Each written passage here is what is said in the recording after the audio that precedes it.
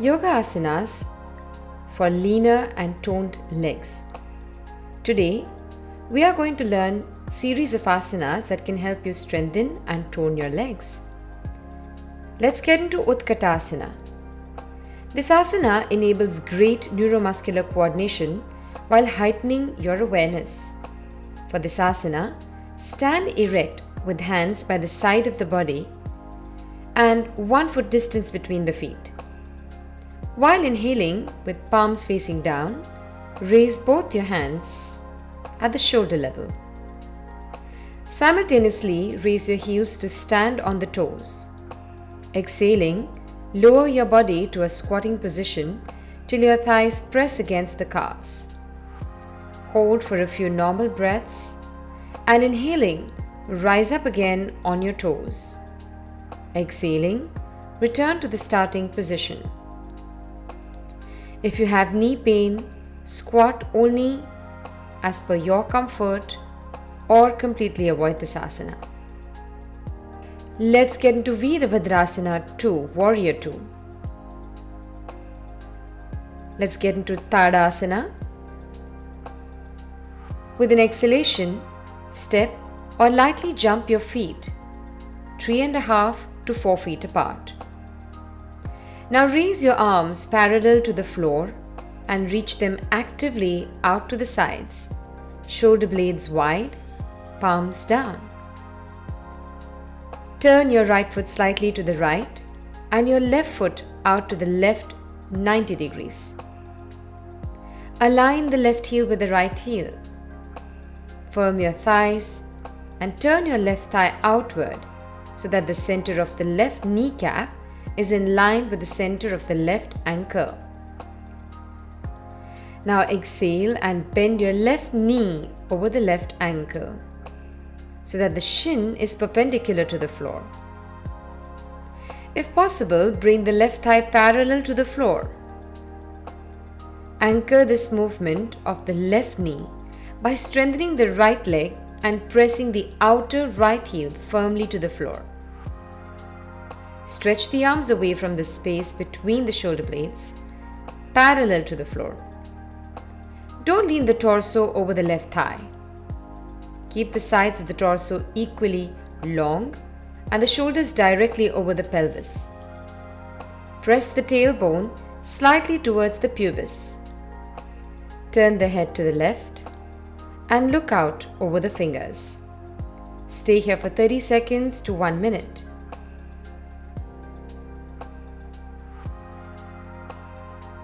Inhale to come up. Reverse the feet and repeat for the same length of time to the left. If you have a knee problem or knee pain, you must avoid this pose. Now turn the left foot slightly to the left and your right foot out to the right 90 degrees. Align the right heel with the left heel. Firm your thighs and turn your right thigh outward so that the center of the right kneecap is in line with the center of the right ankle. Exhale and bend your right knee over the right ankle so that the shin is perpendicular to the floor. If possible, bring the right thigh parallel to the floor. Anchor this movement of the right knee by strengthening the left leg and pressing the outer left heel firmly to the floor. Stretch the arms away from the space between the shoulder blades parallel to the floor. Don't lean the torso over the right thigh. Keep the sides of the torso equally long and the shoulders directly over the pelvis. Press the tailbone slightly towards the pubis. Turn the head to the right and look out over the fingers. Stay here for 30 seconds to 1 minute.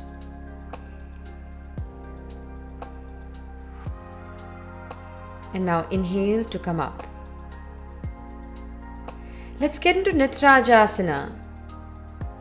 Stand with feet together and hands by your side.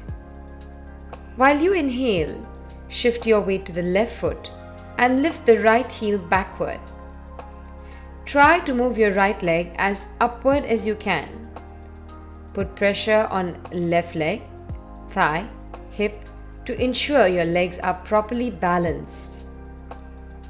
Now extend your left arm straight in front and maintain this pose for about 20 to 30 seconds while you breathe normally.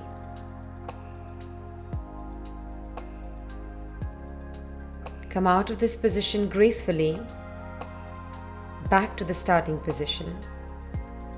We will repeat the same with the other leg. If you are comfortable, you can try this 3 to 4 times. If you have knee pain, be careful or avoid this pose. Now try to move your left leg as upward as you can. Put pressure on the right leg, thigh, hip to ensure your legs are properly balanced. Extend your right arm straight in front and maintain this pose for about 20 to 30 seconds, breathing in normally.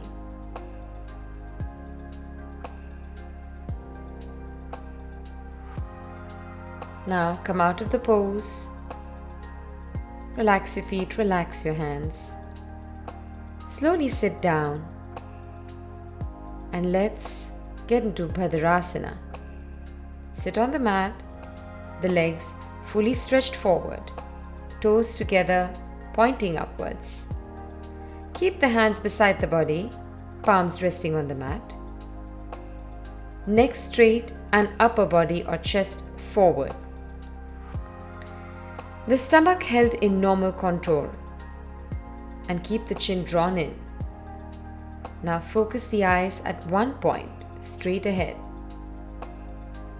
Inhaling in 3 seconds, draw both the legs close to the body.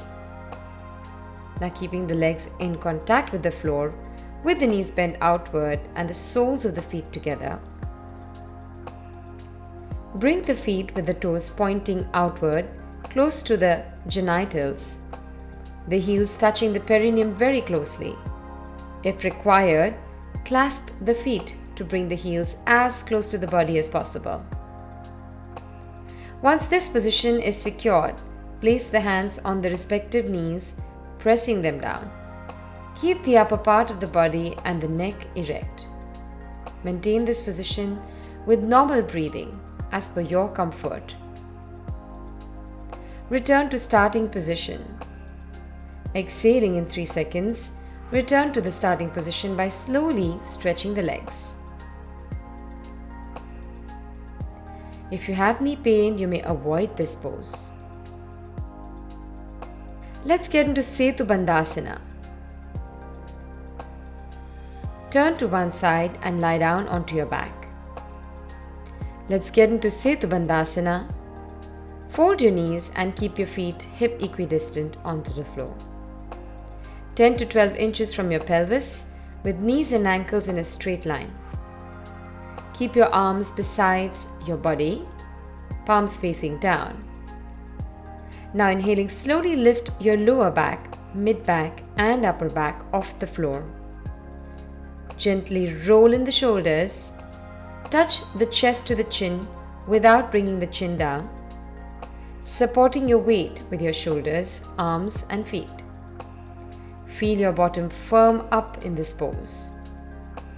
Both the thighs are parallel to each other and to the floor.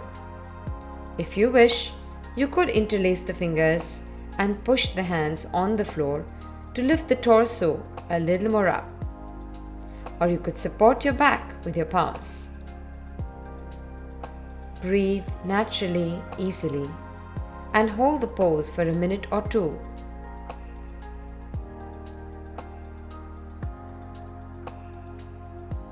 You may exhale as you gently release the pose. And now finally, let's get into Shavasana.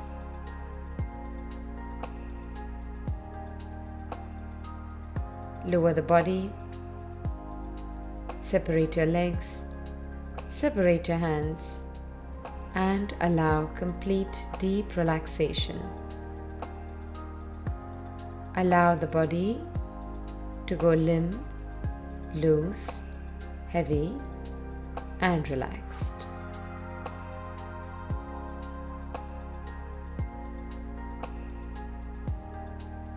Relax your toes. Relax your fingers. Let go completely. Namaskar. When we look at our body and its structure, you realize that we are supposed to walk. Walking is most important. Rather, in Vedas it is mentioned that person should be walking all the time. Yogic life was such that yogis used to walk throughout India and then sit and meditate. Walking is in any case such a good exercise that nowadays we say that at least 10,000 step person should walk in a day. So now we have to keep our legs fit and fine, and for fitness of our legs, what is important is giving exercise to the soul. People have diabetes and so they have to wear a thick shoe, protect their foot. But when person is there in the house, clean ground, clean floor, person should be walking barefooted. And if you have no diabetes, then you could walk even on grass, green grass. That would be very good for general well-being. So see to it that wherever you can walk barefooted, you can walk so that your soul gets exercise. Soul has all nerve endings and that affects the whole system. And otherwise wear a proper footwear, not too tight, where foot can move. Such footwear would be very much useful to have a nice walk. Person should always find a reason to walk. You should be walking all the time. So do that, and that would really benefit. To keep your legs fit, trim, slim, healthy, you need to walk. You need to do certain asanas. And so you will know what to do, what not to do, and you will be able to help yourself. So practice all these asanas that are being shown and take care of yourself. Namaste.